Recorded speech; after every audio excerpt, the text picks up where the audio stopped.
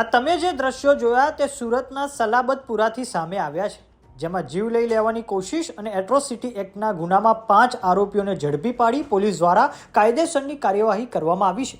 Salabatpura police station વિસ્તારમાં આવેલા માન દરવાજા રેલ રાહત કોલોની ખાતે ફરિયાદી પર હુમલો કરી ઈજા પહોંચાડવામાં આવી હતી. આ બનાવ અંગે ફરિયાદના આધારે ખૂનની કોશિશ તથા એટ્રોસિટી એક્ટની સંબંધિત કલમો હેઠળ ગુનો નોંધવામાં આવ્યો છે. આ ગુનો નોંધાયા બાદ સલાબતપુરા પોલીસે તાત્કાલિક તપાસ હાથ ધરી ટેકનિકલ અને હ્યુમન સર્વેલન્સના આધારે ગુનામાં સંડોવાયેલા કુલ 5 આરોપીઓને ઝડપી પાડી કાયદેસરની કાર્યવાહી હાથ ધરી છે. ધરપકડ કર્યા બાદ સલાબતપુરા પોલીસ અને એસઓજીની ટીમ તમામ 5 આરોપીઓને સાથે રાખીને ઘટના સ્થળે પહોંચી હતી. પોલીસે જે જગ્યાએ ગુનો આચરવામાં આવ્યો હતો ત્યાં સમગ્ર ઘટનાનું રિકન્સ્ટ્રક્શન કરાવ્યું હતું.